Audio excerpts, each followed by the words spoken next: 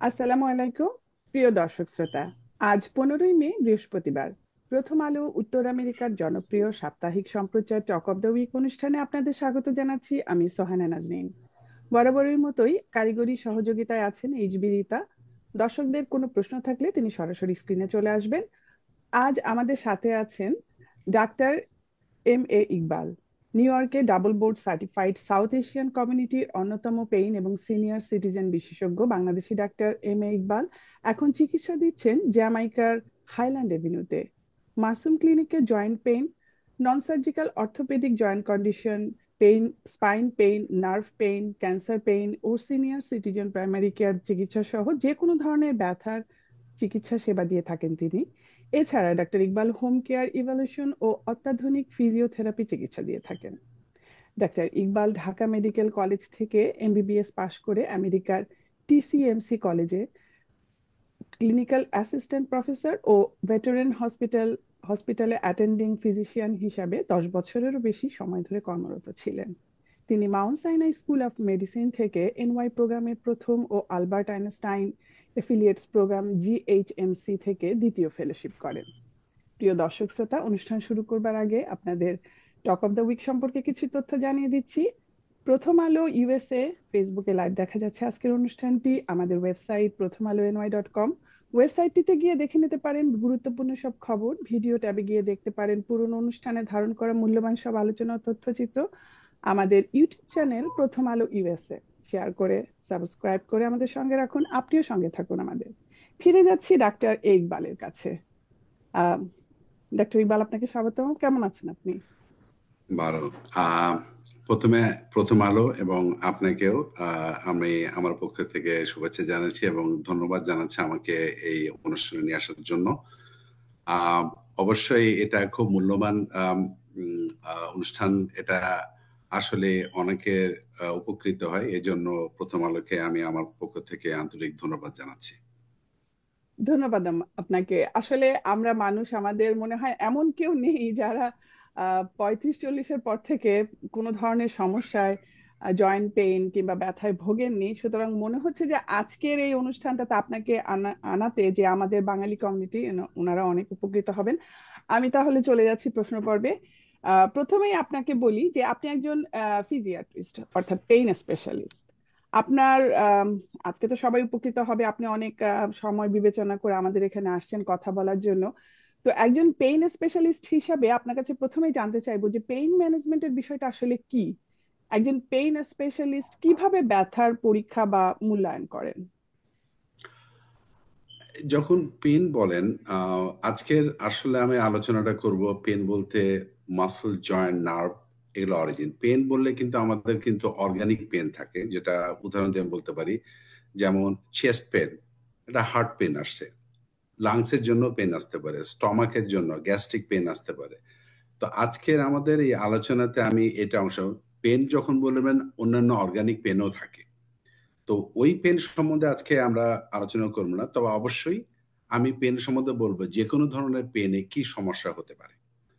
আর আজকে আমি মেনলি অনুষ্ঠানে আপনাদেরকে বলবো যেটা আমাদের বেশি কমন সমস্যা হয়ে থাকে, যেটা হচ্ছে joint pain, nerve pain, muscle pain, generalized পুরা বডির পেন হয় এই সম্বন্ধে।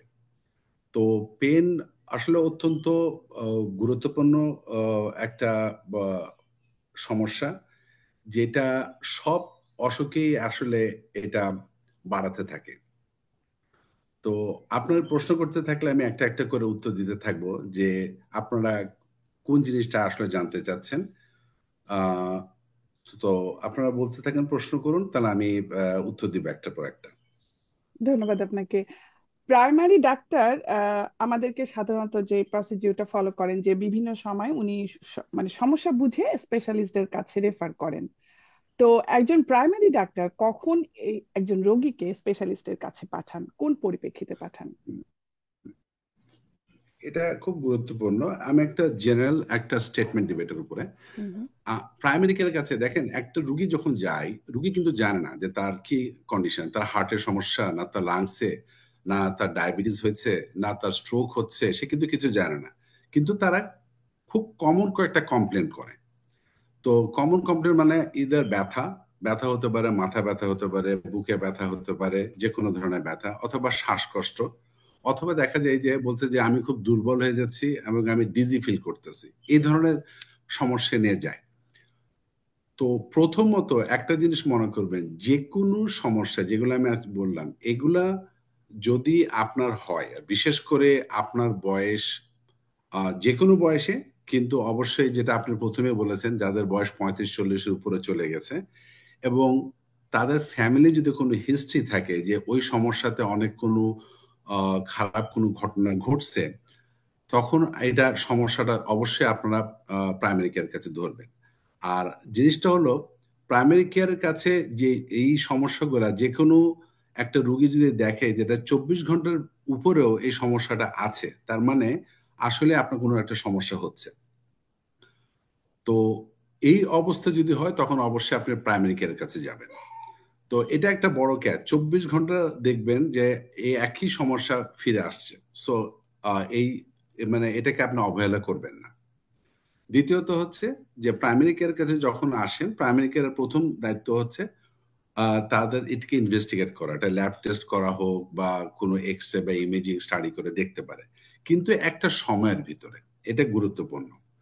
যদি দেখা যায় যে একটা প্রাইমারি কেয়ার ৪ থেকে ৬ সপ্তাহের ভিতরে ওই যে জিনিস সমস্যা নিয়ে আছেন সেটা সে বের করতে পারেনি, তখন তাকে কিন্তু স্পেশালিস্টের কাছে পাঠাতে হবে। কারণ একটা জিনিস সত্যি, ৪ থেকে ৬ সপ্তাহ কেটে গেছে, কিন্তু সমস্যাটা এখনো আছে। তার মানে আপনার কিন্তু প্রবলেমটা এখনো এক্সিস্ট করছে এবং আপনার বডি ফাংশনকে ডিটেরিওরেট করতেছে। তো সেই ক্ষেত্রে প্রাইমারি কেয়ারের দায়িত্ব হচ্ছে স্পেশালিস্টের কাছে পাঠায় দেওয়া। ধন্যবাদ আপনাকে। আমার মনে হয় আপনি যেটা বললেন যে পারিবারিক হিস্ট্রি এখানে একটা বড় অ্যালার্ট হিসেবে কাজ করে, যে আমি যদি জানি আমার বাবার এটা আছে, তা আমার ভেতরে আসার একটা সম্ভাবনা আছে। এবং এই স্পেশালিস্টের কাছে যাওয়ার তরিকাটা বা যেটা কোনখানে পাঠাতে হবে, এটা আসলে একজন প্রাইমারি ডাক্তারই বুঝে থাকেন। ধন্যবাদ আপনাকে। পরবর্তীতে প্রশ্ন যাচ্ছি যে কোনো মুহূর্তে, মানে কোন মুহূর্তে একজন রোগীকে পেইন স্পেশালিস্টের কাছে পাঠানো দরকার বলে মনে করেন, এবং ব্যথার জন্য কোন ধরনের পেইন স্পেশালিস্টকে রেফার করা দরকার, এটার মধ্যেও কি ভাগ আছে? অবশ্যই ভাগ আছে। আহ, আপনাকে ধন্যবাদ, এটা খুব গুরুত্বপূর্ণ প্রশ্ন। আহ, তবে আমি প্রথমে আগে বলে দিয়েছি, আজকে কিন্তু আমাদের আলোচনার বিষয়টা থাকবে কিন্তু জয়েন্ট, নার্ভ, এগুলা অর্গানিক না, চেস্ট পেন বা লাং পেন বা গ্যাস্ট্রিক পেন না। তো আমি ফোকাস করবো বেসিকলি যে আপনার জয়েন্ট পেনের উপরে বা নার্ভের পেন, মাসেল পেনের উপরে। প্রথম হচ্ছে, পেনের কিন্তু অনেক কটা ভাগ আছে। একটা হচ্ছে মাস্কুলোস্কেলেটাল স্পেশালিস্ট বলা হয় পেনের, যারা জয়েন্ট, মাসেল, নার্ভ, এরাই কিন্তু প্রাথমিক পেনের চিকিৎসা করে থাকে। আপনি এক কথায় বলতে পারেন তারা পেনের প্রাইমারি কেয়ার। এরপরে কিন্তু আছে ইন্টারভেনশনাল পেন, যারা প্রসিডিওর করে উইথ দ্য ফ্লোরোস্কোপি, মানে ক্যামেরা গাইডেন্স, এটা সংক্ষেপে যদি বলা যায়। এছাড়া আছে আপনার পেন মেডিকেশন। অনেকে দেখা যায় যে অনেক ক্রনিক পেনের জন্য তারা খুব হাই পেন মেডিকেশন খায়। আরো আছে অনেকে অ্যাডিকশন ডেভেলপ করে, তখন অ্যাডিকশন পেন স্পেশালিস্ট আছে। আর একটা হচ্ছে ক্যান্সার, ভেরি অ্যাডভান্স পেন, তখন হসপিস প্যালিয়েটিভ। তো এই কয়েকটা কিন্তু পেনের ভাগ আছে। তার প্রথম উচিত হচ্ছে মাস্কুলোস্কেলেটাল পেন স্পেশালিস্ট, যেটা আমাদের স্পেশালিটি, যেটা ফিজিক্যাল মেডিসিন এন্ড রিহ্যাব। তারা আপনার প্রাথমিকভাবে যে কোনো ধরনের জয়েন্ট, নার্ভ, মাসল এ পেনের চিকিৎসা করে থাকে। এবং প্রাথমিক চিকিৎসাটা তারা ওই পর্যন্ত করতে পারে যে এর পরে আর কোনো নন সার্জিক্যাল ট্রিটমেন্ট থাকে না, ওই পর্যন্ত যেতে পারে। এরপরে তার যদি লাগে অপারেশন, তারা সে পর্যন্ত ইমেজিং স্টাডি করা, তারপরে আপনার মেডিকেশন দেওয়া, তারপর পেশেন্টকে এডুকেট করা, তারপর লাইফ মডিফিকেশন করা, কি কি করা উচিত, কি কি করা না উচিত, সবকিছু করলো এবং সবকিছু পর্যন্ত নিয়ে যেতে পারে। এরপরে যদি দেখা যায় যে না, যে কারণের জন্য এসছে সব ট্রিটমেন্ট গুলা এক্সহস্টেড হয়ে গেছে, তখন তারা স্পেসিফিক স্পেশালিটির কাছে পাঠায়, যেমন অর্থোপেডিকের কাছে পাঠানো দরকার, অথবা একটা রিউমাটোলজিস্টের কাছে পাঠানোর কথা। তো এই মাসল জয়েন্ট যে স্পেশালিস্ট পেন, তারাই কিন্তু আলটিমেট আপনাকে গাইড করতে পারে যে আপনাকে কি রিউমাটোলজিস্টের কাছে যেতে হবে, না আপনাকে নিউরোলজিস্টের কাছে যেতে হবে, না অর্থোপেডিকের কাছে যেতে হবে। এই জন্য তো উত্তরটা হচ্ছে আপনাকে মাসল জয়েন্ট নার্ভ স্পেশালিস্টের কাছে প্রথমে যেতে হবে। আচ্ছা, আমি তাহলে এই পেইন ম্যানেজমেন্ট চিকিৎসার ব্যাপারে একটা প্রশ্নে আসি যে যেখানে অনেক সময় দেখা যাচ্ছে যে হাই ডোজের পেইন কিলার ব্যবহার করা হয়, এটাতে অনেক রোগী কিন্তু কমফোর্টেবল ফিল করেন না, তারা ভয় পান মানে কন্টিনিউয়াসলি এরকম আম, ব্যথানাশক ওষুধ খেতে। তো আপনার আবার অনেকে মনে করেন যে এই কন্টিনিউয়াসলি ব্যথানাশক ওষুধ কিডনিতে প্রভাব ফেলে। তো আপনার মতামত কি এই ব্যাপারে? অবশ্যই হাই ডোজ ওষুধটা আহ, জিনিসটা কনসার্নিং। আমি নিজেও ব্যক্তিগতভাবে কখনো হাই ডোজ দিয়ে স্টার্ট করি না। আর প্রথম জিনিসটা হচ্ছে medicine is not the first thing. মানে মেডিসিন দিয়ে আপনার আগে করবেন না, আগে আপনি প্রপার ডায়াগনোসিসটা করবেন। হুম এই হুম। জন্য আমি একটা কথা বলি, যেটা আমি সবসময় দেখছি, আমার দীর্ঘ 15 বছরের অভিজ্ঞতা দেখছি, যে পেশেন্টকে যদি আপনি এক্সামিন না করেন আর পেশেন্টকে আপনি যদি হিস্ট্রি না নেন আর ঠিকমতো এক্সামিন না করেন, আপনি কিন্তু আসল ডায়াগনোসিসে পৌঁছাতে পারেন না। তো ডায়াগনোসিস যদি করতে পারেন, ধরেন আপনার একটা জয়েন্টের প্রবলেম হলো বা অথবা মাসেল বা নার্ভের হলো, তখন আপনাকে কয়েকটা ভাবে দেখতে হবে। আগে নন ফার্মাকোলজিক্যাল ট্রিটমেন্ট, তার মানে বিনা ওষুধের চিকিৎসাগুলা আগে দিতে হয়, এবং ওতে যদি সাকসেসফুল হন তাহলে আপনাকে ওষুধ বেশি লাগে না। তার মানে আপনার, আগে বললাম যে আপনার লাইফ মডিফিকেশন, আপনি কি কি করা দরকার, আপনার কোনো ব্রেস্ট লাগা দরকার কিনা, আপনার স্পেসিফিক ফিজিক্যাল থেরাপি নেওয়া লাগবে কিনা, আকুপাংচার নেওয়া লাগবে কিনা, তার সাথে একটা স্মল ডোজ মেডিসিন। যদি এই এই স্টেপটা আপনি ক্রস করেন, দেখা যায় যে না আপনার এতে লাভ হলো না, তখন আস্তে আস্তে আমরা পেনের মেডিকেশনটা আমরা বাড়াতে থাকি। কিন্তু প্রথমে হাই ডোজ মেডিসিন দেওয়াটা ঠিক না। ইয়েস, আপনি ঠিকই বলেছেন, এটাতে আপনার কিডনি এবং লিভারের প্রভাব পড়ে। এজন্য আমি নিজেও ওটাকে এগ্রি করি না। আর যারা ওই স্টেজে চলে গেছে তখন আমাদেরকে মনিটর করছে, আর তার তো কোনো উপায় নাই, কারণ পেনকে আপনি কখনো হাই রাখতে পারেন না, তাহলে আপনার সব অর্গানিক প্রবলেম গুলা আরো ডিটোরেট করতে থাকে। ধন্যবাদ। আপনার এই বিষয়ে কিন্তু আপনার একটা সাজেশন আছে, আমি বলবো পেশেন্টের অ্যাজ এ পেশেন্ট আমিও এই কথাটা শুনেছি যে এই ধরনের জয়েন্টের ব্যথা বেদনাগুলো ম্যানেজেবল, কিউরেবল না। আপনি কি বলেন এ এক্স্যাক্টলি। ব্যাপারে যে আমরা এই যে এক্সারসাইজের মাধ্যমে পার্টিকুলার কিছু এক্সারসাইজ বা থেরাপি তো একটা স্বল্প সময়ের জন্য দেওয়া হয়, কিন্তু এক্সারসাইজটা লাইফ লং। তো কি মনে এর হয় জন্য আপনার এই এটাকে বলা ব্যাপারটা? হয় কি, আমরা বলি হোম এক্সারসাইজ, হোম হুম হুম। থেরাপি। আপনার একটা জয়েন্টে পেন আছে, এখন এটার উদাহরণটা এভাবে আমরা দিই, ধরেন কিছু কিছু জয়েন্ট পেন আছে, এটা সলভ হয়ে যায়। আর কিছু কিছু জয়েন্ট পেন হচ্ছে ম্যানেজ করে চলতে হয়, যেটা আপনি বললেন। কারণ হচ্ছে ডিপেন্ড করে, আপনি ধরেন আসছেন, আপনি একটা ইয়াং পার্সন, আপনার একটা হাঁটুতে ব্যথা আছে, আমি আপনাকে এক্সামিন করে দেখলাম যে ঠিক আছে এটা ব্যথা আছে, মনে হয় আর্থ্রাইটিস আছে, একটা এক্সরে করলাম, এক্সরেতে ফাইন্ডিং এ কিছু পাওয়া গেল না। আমি এক্সপেক্ট করি ওই ধরনের পেশেন্টের ব্যথাটা কিন্তু চলে যাওয়ার কথা। এখন আর একটা পেশেন্ট এসছে, সে অ্যাবাভ 50 ইয়ার্স, ওভারওয়েট, তার আর্থ্রাইটিস আছে, আমি ক্লিনিক্যালি এক্সামিন করে পেলাম, এক্সরে করে দেখলাম তার আর্থ্রাইটিসটা একটু অ্যাডভান্স, তাদেরকে ম্যানেজ করে চলতে হয়। তো ম্যানেজ মানে আবার সেই জিনিসটা যে আপনি কি কি করলে আপনার হাঁটুর উপরে চাপ কম পড়বে, আর কি কি এক্সারসাইজ করলে আর কি কি সাপ্লিমেন্ট করলে আপনার জয়েন্টটা আরো নিউট্রিশন পাবে এবং জয়েন্টের উপরে প্রেশার কম হবে, এবং আপনার যে আর্থ্রাইটিস আছে আর্থ্রাইটিস যেন না বাড়ে, সেটার জন্য আমাদেরকে প্রিকশন নেবে, ওটার জন্য অ্যাডভাইস গুলো আমরা দিয়ে দিই। তো জাস্ট লাইক ডায়াবেটিস, ডায়াবেটিস কোনো প্রাইমারি কেয়ার কিন্তু ভালো করতে পারে না, কিন্তু ম্যানেজ করে চলে। কিন্তু ডায়াবেটিসের সুগার হাই হয়ে গেলে কিন্তু আপনার সব ধরনের মেডিকেল সমস্যাগুলো বাড়তে থাকে। তো কিছু কিছু আর্থ্রাইটিসও সেরকম, যে কিছু আর্থ্রাইটিস আছে যেগুলা কমপ্লিট কিওর করা যাবে না, কিন্তু ম্যানেজ করা যাবে। ধন্যবাদ ইকবাল। আহ, আপনাকে আরেকটা একটু ভিন্ন সাইডে যাচ্ছি এটা ইয়ে করার জন্য যে আপনারা যখন চিকিৎসা করেন অনেক ধরনের রোগী আসে, বিশেষ করে আমাদের বাঙালি কমিউনিটির রোগীরা তো অনেক আসে আপনার কাছে। তো এখন ল্যাঙ্গুয়েজ ব্যারিয়ার বলে কিন্তু এখানে একটা বিশাল সমস্যা আছে, যে সামাজিক সমস্যা যেটা। তো আমরা যখন হাসপাতালে ভিজিট করি সেখানে কিন্তু ট্রান্সলেটর থাকে পেশেন্টদের জন্য। তো প্রাইমারি কেয়ার এবং স্পেশালিস্টের অফিসে ট্রান্সলেটর থাকে না। তো যার কারণে আমরা অনেক সময় দেখা যাচ্ছে যারা একটু বয়স্ক মানুষ এখানে আসছেন, তারা নিজেদের সমস্যাগুলো ঠিক সঠিকভাবে উপস্থাপনা করতে পারেন না। আর সেজন্য তারা হয়তো বা চিকিৎসা থেকেও বঞ্চিত হয়। অনেক সময় হয় দেখা যাচ্ছে যে মাসের পর মাস চিকিৎসা নিচ্ছেন কিন্তু ব্যথা কমছে না।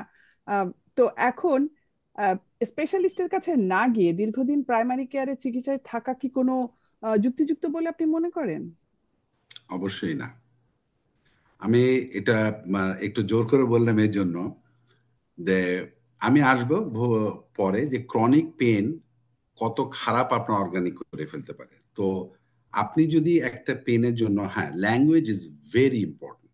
যে কোনো ধরনের প্রবলেমের জন্য, এটা খালি পেনের জন্য না। আপনার চেস্ট পেন হচ্ছে, আপনি যদি প্রকাশ করতে পারেন না চেস্ট পেনটা কিভাবে হচ্ছে, বা আপনি প্রকাশ করতে পারছেন না আপনার পেটে কি ধরনের ব্যথা হচ্ছে, তখন কিন্তু অন্য ডিরেকশনে চলে যায়। কিন্তু তারপরও একটা হার্ট পেনের অনেক টুল আছে। একটা ইকেজি করা যায়, একটা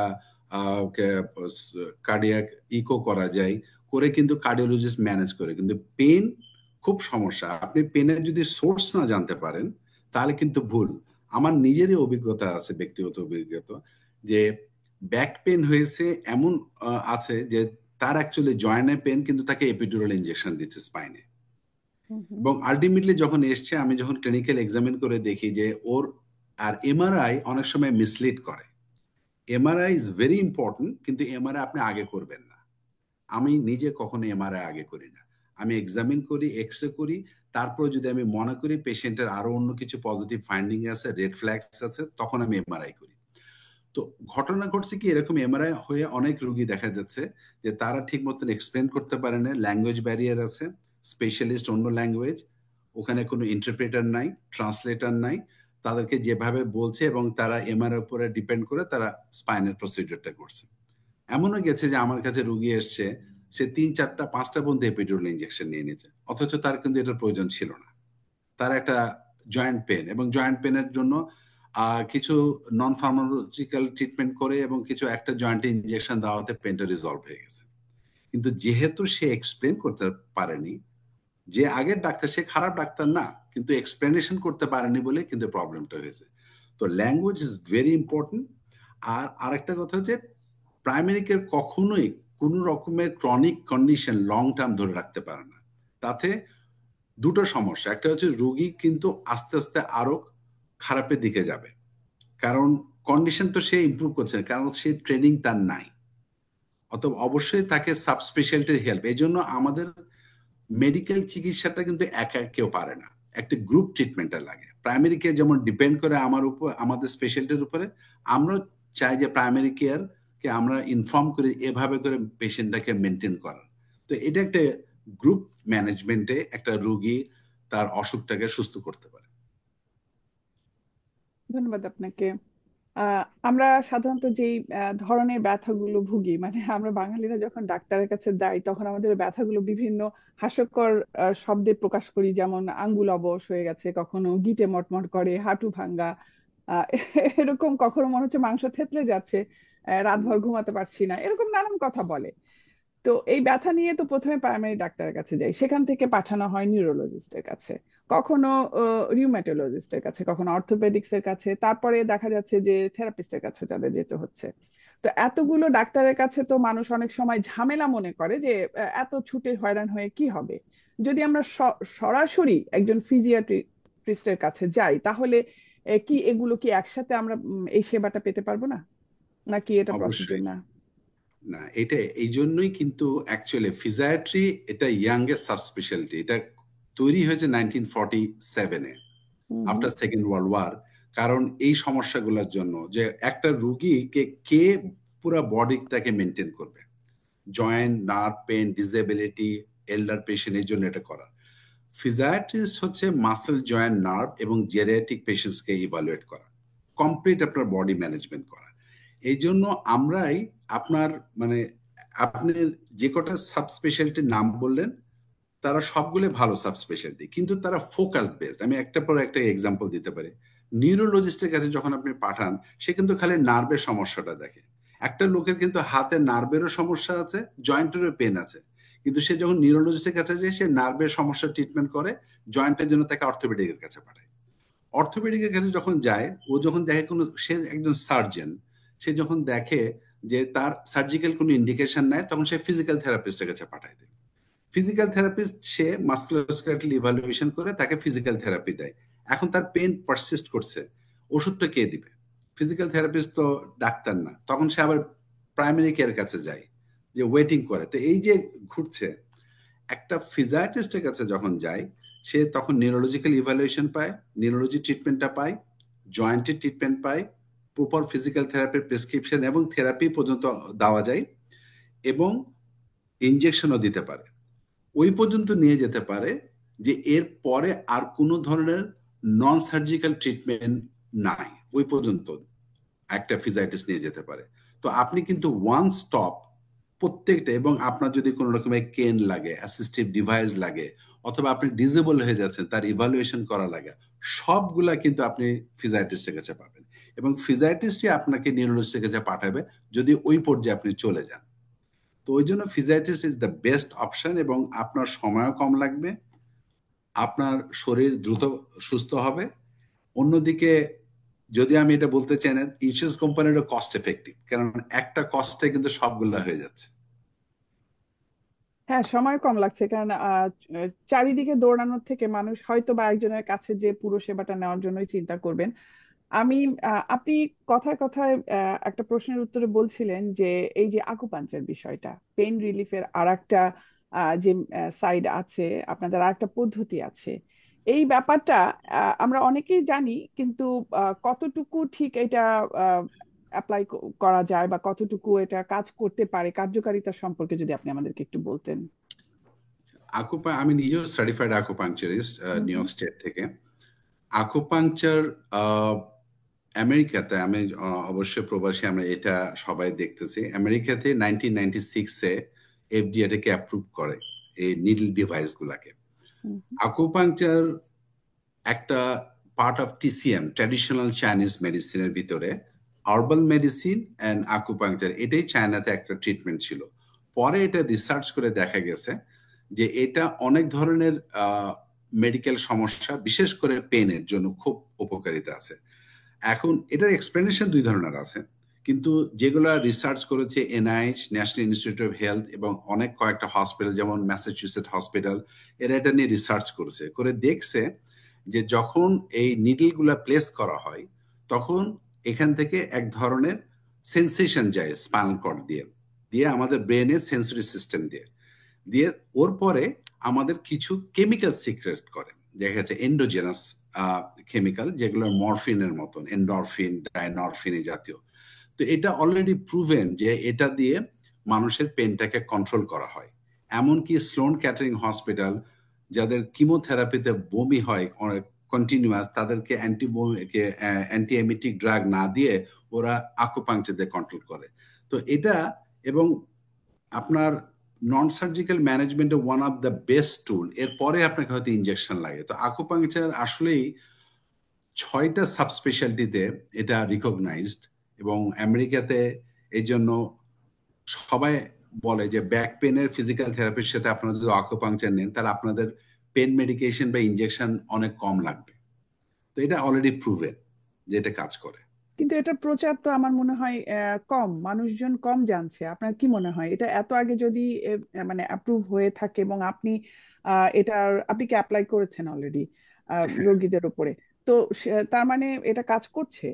আহ, কিন্তু এটার প্রসারটা ঠিক ওইভাবে জানে না মনে হয়। মানুষ যত সহজে ইনজেকশন নিয়ে নিচ্ছে বা থেরাপি নিচ্ছে, ঠিক আকুপাঞ্চারের প্রসারটা কিন্তু জানার পরিধিটা অত দূর না। হ্যাঁ, আপনার উত্তরটা সঠিক। আমাদের কমিউনিটিতে আপনি কিন্তু আচ্ছা। যদি যান আজকে, এই যে আমি ভিএ হসপিটালে, আমার ওয়েটিং টাইম ছিল 3 to 6 মান্থ। মানে ভেটারেন্সরা, মানে সব এক্সস্টেড হয়ে গেছে তাদের, তারা ইনজেকশন নিয়েছে, হুম মাল্টিপল হুম। সার্জারি, এত পেনের ওষুধ খেয়েছে তার সাইড এফেক্ট। তখন এই আকুপাংচার নিয়ে আর অল্প ওষুধ আর ফিজিক্যাল থেরাপি নিয়ে তারা they can just get on their life. তো অন্য কিন্তু এথনিসিটিতে যদি দেখেন, আপনার হুম ককেশিয়ানরা, হুম। দে আর লিটারেলি, আপনি অন্য স্টেটে, তারা দে আর অন দ্য লাইন।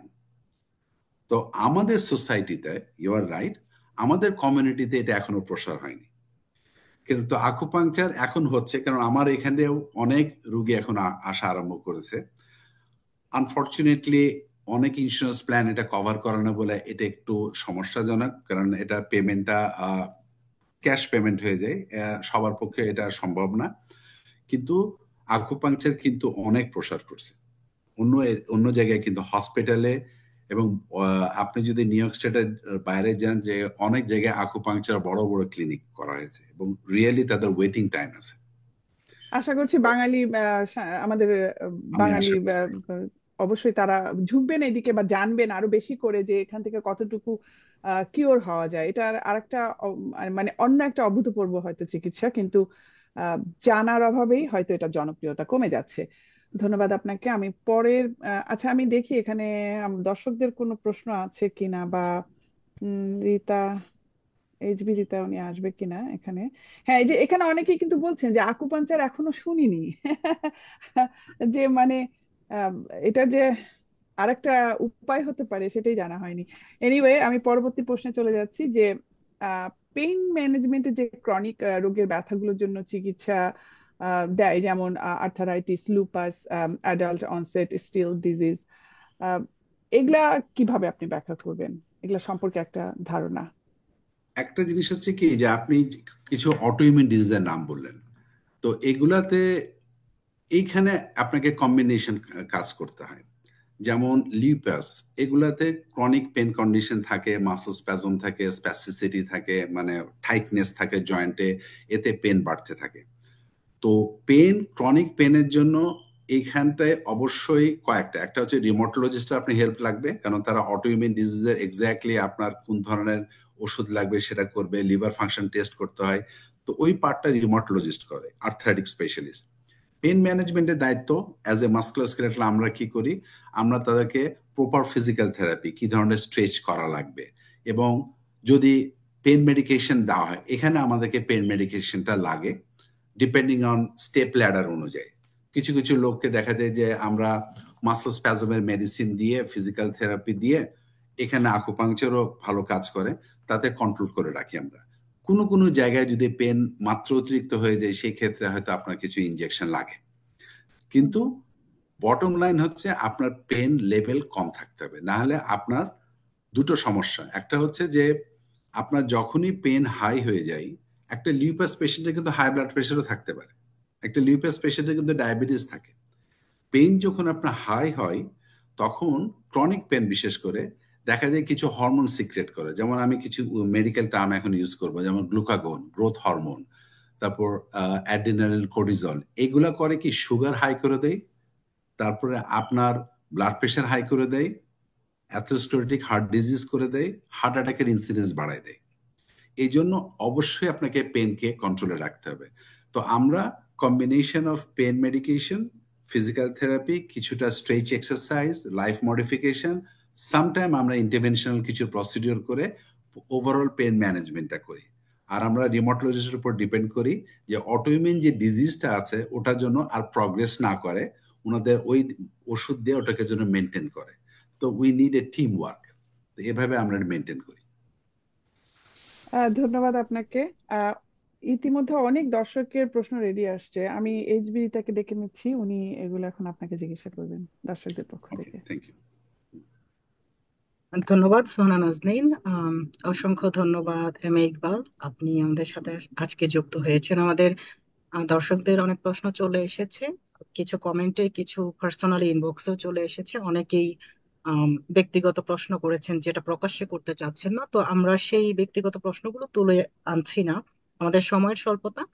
তো একজন জানতে চেয়েছেন আপনার কাছে, ডক্টর ইকবাল, কোন লক্ষণ বা পরিস্থিতি দেখলে আমাকে অবিলম্বে আপনার সাথে বা অন্য কোনো বিশেষজ্ঞের সাথে যোগাযোগ করতে হবে?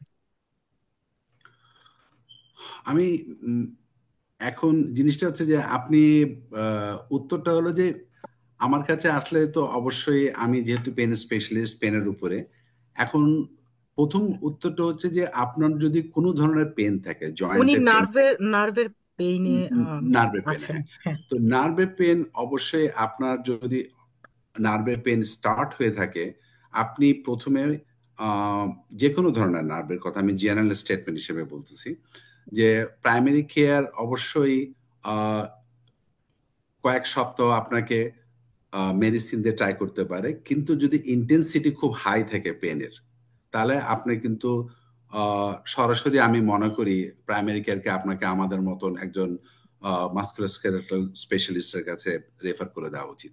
কারণ আমাদের প্রথম দায়িত্ব হচ্ছে আমরা পুরো ইভালুয়েট করি, যদি নার্ভ টেস্ট করা লাগে আমরা করি, এবং আমরা ওটার সরাসরি ওষুধ আরম্ভ করে দিই।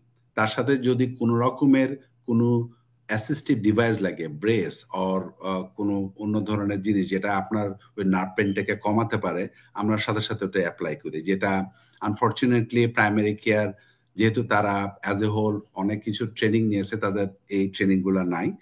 তো আমি মনে করি যদি আপনার ইন্টেন্সিটি বেশি থাকে তাহলে আমাদের কাছে মনে করি তাকে রেফার করে দেওয়া উচিত। অসংখ্য ধন্যবাদ ডক্টর ইকবাল।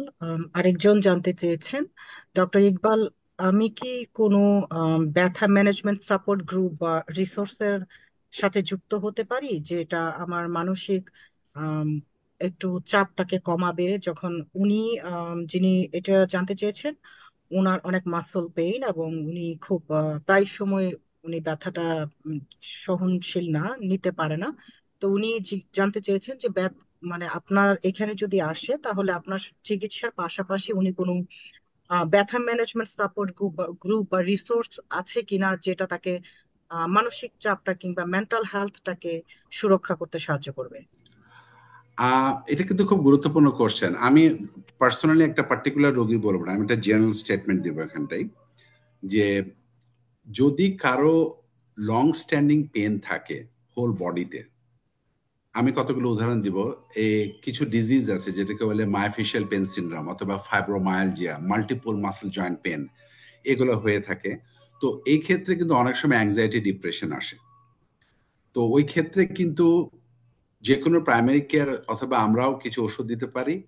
আর তার সাথে আপনার যদি অলরেডি অ্যাংজাইটি বা ডিপ্রেশন হয়ে থাকে তাহলে সেই ক্ষেত্রে আপনি কিছুটা গ্রুপে নিতে পারেন। কিন্তু মেনলি এই আপনার ডায়াগনোসিস যদি প্রপার করা যায় তাহলে আপনার ওষুধ এবং স্ট্রেচিং এক্সারসাইজে কিন্তু এটা কন্ট্রোল হওয়ার কথা। কিন্তু এর সাথে দেখতে হবে যে আপনার ঘুম ঠিক হচ্ছে কিনা, আপনার অন্য কোনো পার্সোনাল লাইফে কোনো কন্ডিশন আছে কিনা যেটাতে ওভার স্ট্রেস হলে কিন্তু আপনার বডি পেন আসে। তো এটা কিন্তু একটা প্রপার একটা যদি হিস্ট্রি পাওয়া যায় তখন আমরা বলতে পারি যে আপনাকে কোন রুটে যেতে হবে। তো ওটা ডায়াগনোসিস করা যায় যদি একটু ওয়ান টু ওয়ান যদি আপনার সাথে কথা বলা যায়, বা যে কোনো রোগীর যে সমস্যা আছে তার সাথে কথা বলা যায়, তখন এই ডায়াগনোসিসটা করা সম্ভব। অসংখ্য ধন্যবাদ। আমি সোহানা নাজনীনকে রিকোয়েস্ট করব আমাদের অনুষ্ঠানের শেষের দিকে যদি ডক্টর ইকবালের ক্লিনিকের নামটা, ফোন নাম্বারটা, ইনফরমেশনটা যদি একটু বলে দেন তাহলে এটা অনেক দর্শকদের জন্য উপকার হবে। আমার আরেকটা প্রশ্ন হচ্ছে, একজন জানতে চেয়েছেন, ডক্টর ইকবাল, আমি কিভাবে আমার ব্যথা কমাতে, আম, আহ, উনি উল্লেখ করেননি কিরকম ব্যথা, বাট জানতে চেয়েছেন আমি কিভাবে আমার ব্যথা কমাতে জীবনযাত্রার পরিবর্তন, যেমন ব্যায়াম, ডায়েট এবং স্ট্রেস ম্যানেজমেন্ট, এইগুলোর সাথে মোকাবেলা করতে পারি।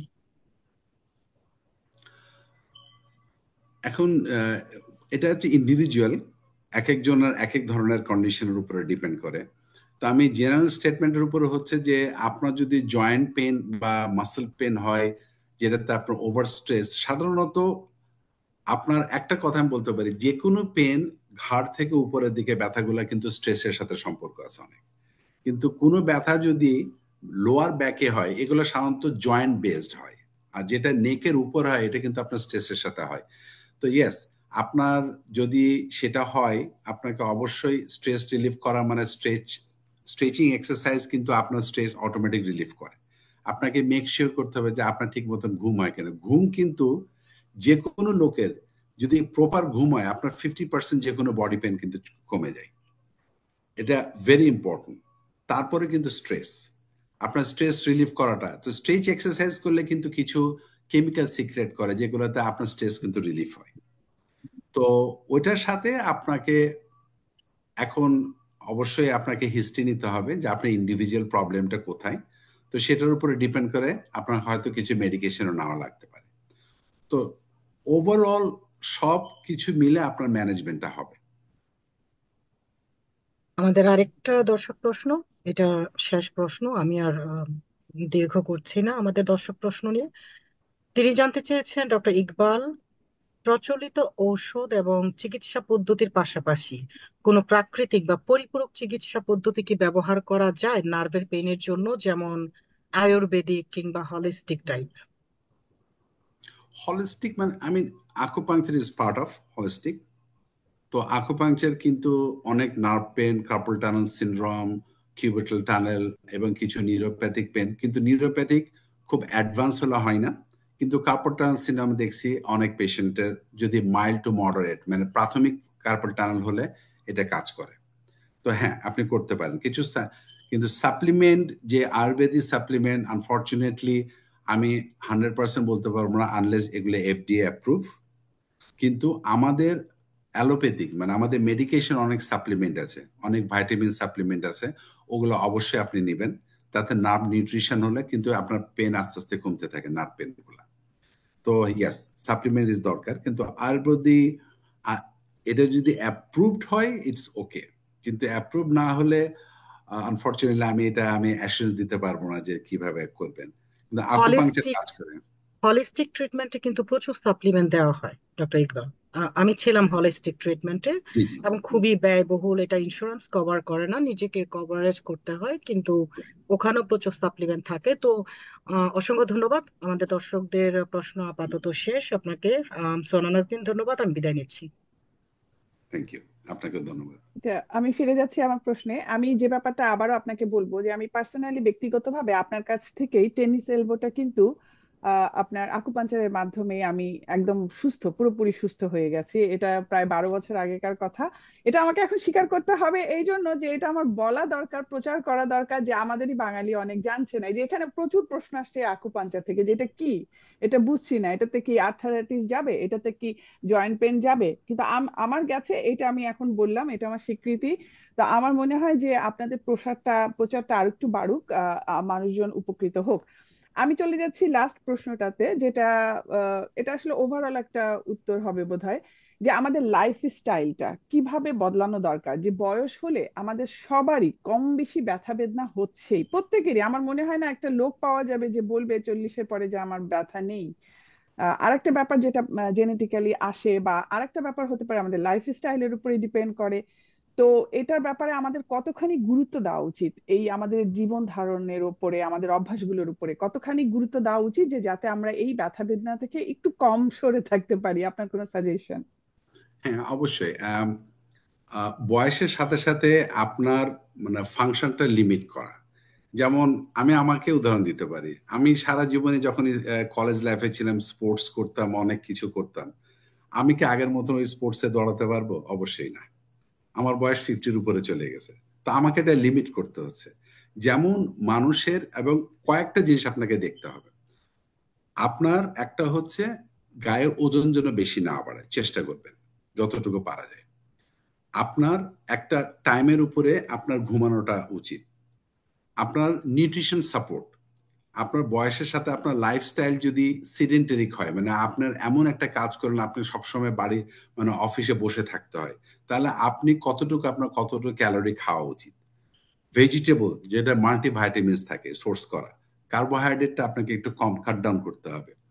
High fatty food, salty food এগুলোকে কাট ডাউন করতে হবে। আর কথা হচ্ছে অলওয়েজ একটা অ্যারোবিক এক্সারসাইজ, যেসব এক্সারসাইজ গুলাতে জয়েন্টকে আপনার মানে গুড মুভমেন্ট আসবে। কারণ একটা কথা মনে করবেন, এনি মুভমেন্ট এতে কিন্তু ব্লাড সার্কুলেশন বাড়ে। আর ব্লাড সার্কুলেশন আমাদের কিন্তু যে কোনো মাসেলের সব থেকে স্মলেস্ট ইউনিটটা হচ্ছে সেল।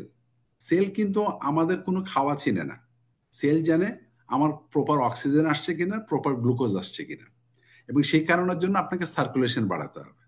আর সার্কুলেশন বাড়াতে হলে আপনাকে মুভমেন্ট বাড়াতে হবে, হাতে ফ্রি হ্যান্ড মুভমেন্ট।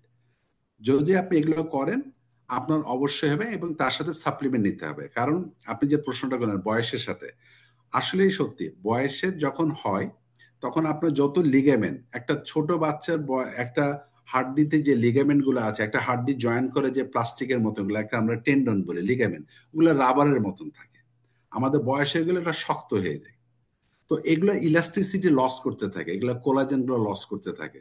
তো এটার জন্য আপনি যদি সাপ্লিমেন্ট করেন তাহলে প্রসেসটা স্লো হবে, তাহলে আপনার আর্থ্রাইটিসটা কম হবে।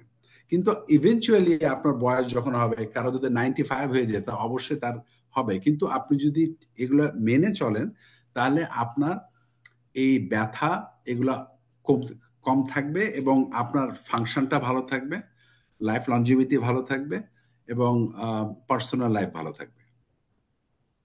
ধন্যবাদ আপনাকে ডাক্তার ইকবাল, যে আপনি আহ, আপনার যে এখন যোগাযোগ মাধ্যমটা সেটা আমি জানিয়ে দিচ্ছি।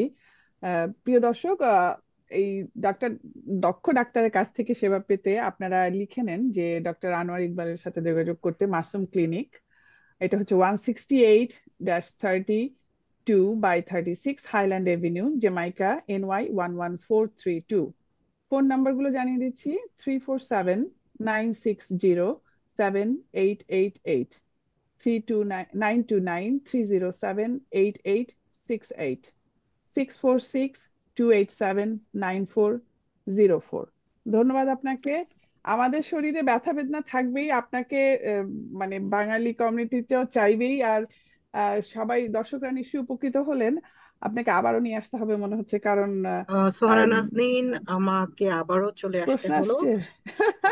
বিনা দেখছেন দাওয়াতে কত মেহমান বুদ্ধিমান। আমি। দর্শকদের জন্য আমি আসলে যেতে পারছি না। ডক্টর ইকবাল, আপনার কি 3 মিনিট সময় হবে? আমাদের দর্শকরা রিকোয়েস্ট করছেন আরো অবশ্যই, 3টা অবশ্যই, প্রশ্ন করতে। অবশ্যই, অবশ্যই, আচ্ছা, অসুবিধা নেই। তো আমাদের শেলি জামান খান বলেছেন কমেন্টে যে আমার মা দীর্ঘদিন ধরে শরীরের নানা স্থানের ব্যথায় কষ্ট পাচ্ছেন। আর্থ্রাইটিস বা বাত রোগের কি কোনো চিকিৎসা নেই? ডাক্তাররা দেখি খুব ব্যথা হলেই কেবল পেন কিলার খেতে বলেন। না, আসলে এই জন্য আমি বললাম যে আপনার যে কোনো বয়স্ক লোকে যদি মাল্টিপল জয়েন্ট পেন থাকে তাদের কিন্তু আলটিমেট ম্যানেজমেন্ট কিন্তু হয় ওই ফিজিক্যাল থেরাপি। এবং ফিজিক্যাল থেরাপি বলতে আমি বোঝাচ্ছি পেন মডালিটিস। মানে কিছু কিছু পেন মডালিটিস আছে, আমরা যেমন ইলেকট্রিক্যাল স্টিমুলেশন আছে, কিছু ডিভাইস আছে, রাসায়ন স্টিমুলেশন, আল্ট্রাসাউন্ড গুলা, তারপর কিছু gentle range of motion exercise গুলা যেটা ফিজিক্যাল থেরাপিস্টরা নিজে হাতে করে দেয়, তার সাথে আকুপাংচারটা এবং কিছু ভাইটামিন সাপ্লিমেন্ট। আর খুব যদি ব্যথা হয় কোনো একটা জায়গায়, সেখানে আপনার হয়তো ছোটখাটো একটা দুটো ইনজেকশন দিতে পারেন। মেডিকেশন লাস্ট অপশন বয়স্ক লোকদের জন্য। তো আমরা চেষ্টা করি যত আপনার নন ফার্মাকোলজিক্যাল ট্রিটমেন্ট গুলা করা যায় তাতে। এবং অবশ্যই একটা বয়স্ক মহিলা যদি আপনার ধরেন হাঁটতে পারছে না বা তার, আপনাকে হোম এনভায়রনমেন্ট চেঞ্জ করতে হবে। তার মানে তার ওয়াকার লাগতে পারে, তাকে কেন লাগতে পারে, এবং তার বাথরুমের সেটিংটা চেঞ্জ করে দিতে হবে, তার শাওয়ারের সেটিংটা আপনাকে চেঞ্জ করে দিতে হবে। তো সব মিলিয়ে সে কমফোর্টেবল হবে। আপনার কিন্তু একটা জিনিস হবে না। আর ওষুধ খালি আমি প্রেফার করি না। ওর যত পেশেন্টের বয়স বাড়ে তাদের ওষুধটা সীমিত থাকাই উচিত। এই জন্য আমাদেরকে অন্যান্য বন্দোবস্তগুলো করতে হবে, ব্যবস্থাগুলো নিতে হবে, যাতে তার জন্য পেন লেভেলটা কম থাকে এবং সে স্বাভাবিক জীবন চালিয়ে যেতে পারে। ধন্যবাদ আপনাকে ডক্টর ইকবাল। আমাদের শাহানা বেগম জানতে চেয়েছেন, শাহিনা বেগম জানতে চেয়েছেন, নার্ভের নার্ভের পেইনকে আলাদাভাবে বুঝবো কি করে? আমি রিমোটের আর্থ্রাইটিস এর পেশেন্ট। আম, যে কোনো জয়েন্ট পেনের নার্ভের একটা জিনিস মনে রাখবেন, নার্ভ কিন্তু আহ, তার নিজের অ্যানাটমি ফলো করে। তার মানে হচ্ছে, আমি একটা উদাহরণ দিতে পারি, যে যখন আমরা বলি যে আমার কার্পল টানেল হয়েছে, তার মানে একটা পার্টিকুলার নার্ভের পেনটা।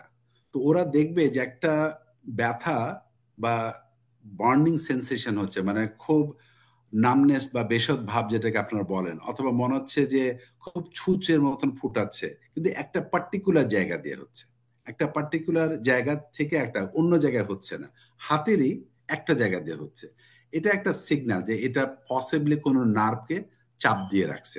এটা আপনার জয়েন্টটা বড় হয়ে ডিফর্মিটি হতে পারে, জয়েন্টটা ফুলে গিয়ে নার্ভের উপর চাপ দিতে পারে। আবার অনেক সময় হয় যে ওখানে যে রক্ত নালী আছে ওটা হচ্ছে চাপ দিয়ে যদি দেয়, তখনও কিন্তু ব্যথা করে। তো তখন এটা ডাক্তারের দায়িত্ব, যেটা নার্ভের জন্য হচ্ছে নাকি না রক্ত চলাচল বন্ধ হওয়ার জন্য, অক্সিজেন কমের জন্য ব্যথা হচ্ছে, তো সেটা ডিফারেন্সিয়েট করার দায়িত্ব আমাদের। কিন্তু অ্যাটলিস্ট একটা রুগীর একটা জানতে হবে যে একটা পার্টিকুলার জায়গা দিয়ে লম্বা ভাবে একটা জায়গা দিয়ে ব্যথা হচ্ছে, এটা জেনারেলাইজ না। তার মানে এটা কোনো পার্টিকুলার নার্ভের সমস্যা হওয়ার চান্স বেশি। আচ্ছা, আমাদের শেষ দর্শক প্রশ্ন, স্বপন লিও জানতে চেয়েছেন, আকুপাংচার কি আর্থ্রাইটিস এ কাজ করে? ম্যানেজ করে, কন্ট্রোলে রাখে। এটা মানে আকুপাংচার জিনিসটা হচ্ছে, এটা ওয়ান অফ দ্য টুল। এটা এখন যদি আপনার আর্থ্রাইটিস খুব অ্যাডভান্স থাকে তাহলে আনফরচুনেটলি কোনো কিছুই একসাথে কাজ করে না, সব মিলিয়ে আপনার পেনটা কমে। আপনাকে হয়তো ফিজিক্যাল থেরাপি নিতে হতে পারে, আকুপাংচার নিতে হতে পারে, কিছু মেডিকেশন সাপ্লিমেন্ট নিতে হতে পারে, কিছু ব্রেস অথবা ওয়াকার কেন নিতে হতে পারে। তো সব মিলে আপনার পেনটা কন্ট্রোল হবে যদি খুব অ্যাডভান্স। এবং লাস্ট অপশন হয়তো বা আনফরচুনেটলি সার্জিক্যাল ম্যানেজমেন্ট। কিন্তু যদি আপনার সার্জিক্যাল ম্যানেজমেন্ট করার মতন আপনার শরীরের অবস্থা না থাকে, মানে আপনার হার্ট ফেলিওর আছে, আপনার কিডনি ফেলিওর আছে, আপনি তো অপারেশনে যেতে পারবেন না। তো সেই ক্ষেত্রে আপনাকে ওই ম্যানেজ করতে হবে। এবং আমাদের এখন কিছু লেটেস্ট ইনজেকশন মেথড বেরিয়েছে যেটাতে আমরা অপারেশনকে আমরা ঠেকিয়ে রাখতে পারি।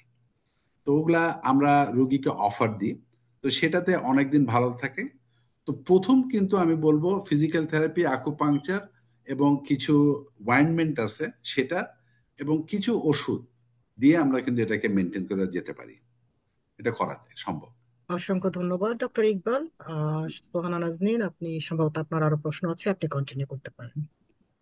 আহ, ধন্যবাদ এইচবিডিতে আপনাকে। আমার শেষ প্রশ্নটা হচ্ছে যে এই যে হাড়ের বিভিন্ন জ্বালা যন্ত্রণা, জয়েন্টের ব্যথাগুলো যেগুলো শুরু হয়, এগুলো আহ, যাতে না হয় তার জন্য কি আমরা কোনো সাপ্লিমেন্ট ওষুধ যেগুলো নন প্রেসক্রাইবড দোকান থেকে কিনে খেতে পারি আগে থেকেই, যেটা নিজেকে রক্ষা করতে পারে হয়তো বা এই ধরনের কোনো বেদনা থেকে? হ্যাঁ, এটা অবশ্যই আপনি সাপ্লিমেন্ট আপনার বয়স অনুযায়ী আপনি খেতে পারেন, আপনার ফার্মাসিস্টের সাথে একটু আলোচনা করে নেবেন। হুম। কারণ একটা জিনিস দেখবেন যে অনেকের হয় কি, কিছু অ্যালার্জির ইস্যু থাকতে পারে, হুম। কারো আগে থেকে লিভারের কন্ডিশন আছে, ফ্যাটি লিভার থাকতে পারে, বা কারো কিডনির সমস্যা থাকতে পারে। এগুলো যদি না থাকে আর আপনি একজন ধরেন খুব স্পোর্টসম্যান, তাদের একভাবে সাপ্লিমেন্ট করবেন। আর একজন নর্মাল লাইফ মেনটেন করছে, তাদের এক ধরনের সাপ্লিমেন্টস আছে। তবে হ্যাঁ, আমি ডেফিনেটলি এগ্রি করি যে আপনি যদি কিছু সাপ্লিমেন্ট ইন অ্যাডভান্স নেন, তাতে আপনার জন্য ভালো। কিন্তু একটাই জিনিস যে আপনি ডিপেন্ড করে আপনার শরীরের কন্ডিশন। আর আপনি যদি একটু ফার্মাসিস্টের সাথে একটু কথা বলে নেন এবং এদের ছোট স্ক্রিপ্টগুলো পড়েন, তাহলে এটা আপনার জন্য একটু সুবিধা হয়। মেক শিওর করবেন আপনি সাপ্লিমেন্ট খেয়ে আবার আপনার জন্য অন্য কিছু না হয়। আরেকটা হলো যে কোনো ওষুধই, এমনকি ভিটামিনও একদম লং টার্ম খেতে থাকবেন না, লিভারের উপর প্রেশার পড়ে। তো একটা কোর্স করবেন আপনি, তারপর আপনি একটা গ্যাপ দিবেন।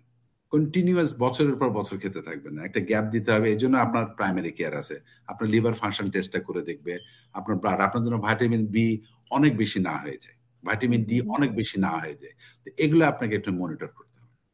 না, খুব গুরুত্বপূর্ণ প্রশ্ন ছিল এটা, এবং আপনার জবাবটাও অনেকেই হয়তো জানতাম না, কারণ আমরা এখানে যেটা হোলসেলের দোকান থেকে যে আমরা কিন্তু নিজেদের ইচ্ছা মতো খাচ্ছি, সেখানে বলা আছে এটা তোমার দাঁত রক্ষা করবে, তোমার চুল রক্ষা করবে, স্কিন করবে। তো যার ফলে আমরা কিন্তু খেয়ে যাই, না বুঝেই খেয়ে যাই, এবং বড় বড় ফাইল কিনে শেষ করে ফেলি। আপনি যেটা বললেন এটা মানে দর্শকদের জন্য খুবই উপকার হবে। একজন আমাকে প্রশ্ন করেছিলেন, শরীফুজ্জামান, ওনার প্রশ্নের ছিল এটা। তো যাই হোক, আমরা অনুষ্ঠানের শেষ পর্যায়ে চলে আসছি। আজকের এই পর্বটা এত ভাবে সমৃদ্ধ করার জন্য, আলোচনার মাধ্যমে, তথ্যের মাধ্যমে আপনি যে সমৃদ্ধ করে দিলেন পর্বটি, তার জন্য আপনাকে অসংখ্য ধন্যবাদ। এত বেশি জরুরি আলাপ হচ্ছিল, সবাই এখানে দর্শকরা অনেকেই দেখেছে যে সময় কখন শেষ হয়ে গেছে, 45 মিনিট আমি নিজেও টের পাইনি। আরেকবার হয়তো আপনাকে নিয়ে আসতে হবে। তো Sure, sure. আপনি দর্শকদের উদ্দেশ্যে 1 মিনিটে কিছু একটা বলেন, আপনার নিজস্ব কথা। আম, আমি প্রথমে দর্শক মন্ডলীকে ধন্যবাদ জানাবো যে আমাকে এখানে নিয়ে এসে আপনাদের সামনে আমি কিছুটা বললাম। আমার যে বক্তব্য আজকে রাখছি এটাতে যদি আপনারা উপকৃত হন, তাহলে এটা আমার জন্য একটা খুশির সংবাদ। আর আমি আশা করি ভবিষ্যতে যদি আমি পারি, আমি চেষ্টা করব আপনাদেরকে সে ধরনের মেডিকেল অ্যাডভাইস গুলো দিব, যাতে আপনারা সুস্থ থাকবেন, আপনারা ভালো থাকবেন। আপনাদের সবাইকে ধন্যবাদ। ধন্যবাদ আপনাকে। প্রিয় দর্শক, আমি আবারও বলছি, অনুষ্ঠানটি লাইক দিয়ে শেয়ার করে সঙ্গে থাকুন, আমাদেরকে সঙ্গে রাখুন, আমরা অনুপ্রাণিত হব। আসছি বৃহস্পতিবার রাত 9টায় আবারও দেখা হবে আপনাদের সাথে। জীবন আনন্দের হোক, ভালোবাসার হোক। শুভরাত্রি। শুভরাত্রি।